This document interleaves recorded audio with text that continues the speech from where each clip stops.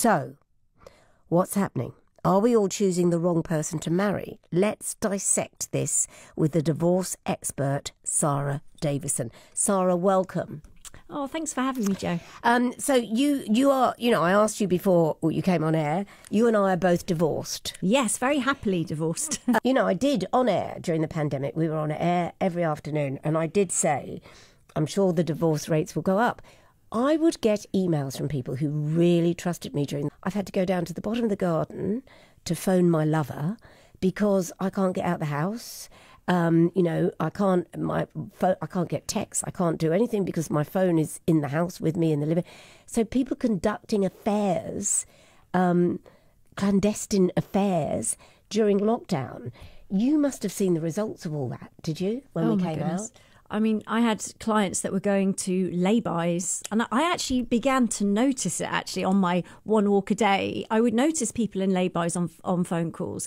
And, a lot of people conducted those affairs from lay-bys in the car, in the supermarket car park. You saw this. Yes.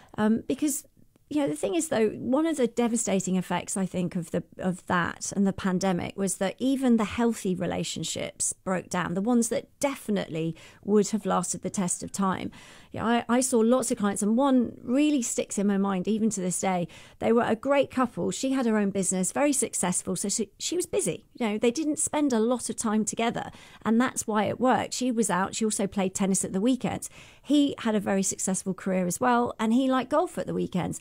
They loved each other, and they came together for dinners, and they go on nights out, but they didn't live in each other's pockets, and that's the dynamic that worked for them. So when you took that away, and they were, what she said, I felt trapped, I felt suffocated, and they were quite fiery as individuals, both quite used to getting their own way, I think, as well.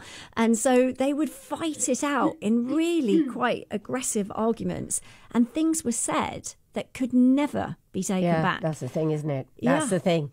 Oh, gosh, haven't we all done that? You can't take it. You can't unhear a comment, can you? No. I mean, this, there was I never heard of a prenup when I was younger, but these are pretty much, that you don't have to be wealthy to be asked to sign a prenup. Does this affect whether people separate or stay together, do you think? I think prenups are a really good idea, and I know it's not sexy, I know it's not romantic, and it's probably the last thing you want to talk about when you're thinking about getting into a relationship. But that, I think, is when you were talking before about the love being the insanity.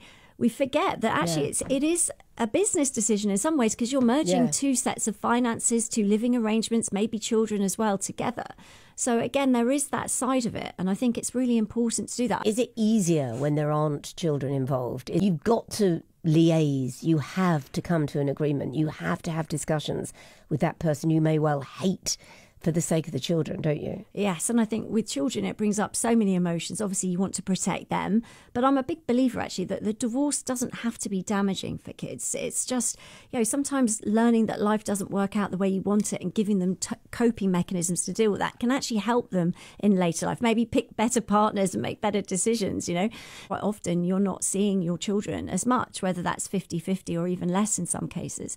And I think that is where that real pain comes for most parents. So that's where I spend a lot of my time working with people to help them through that. Sometimes I'm amazed people still get married. Some society where we don't need to. There's no such word as illegitimate.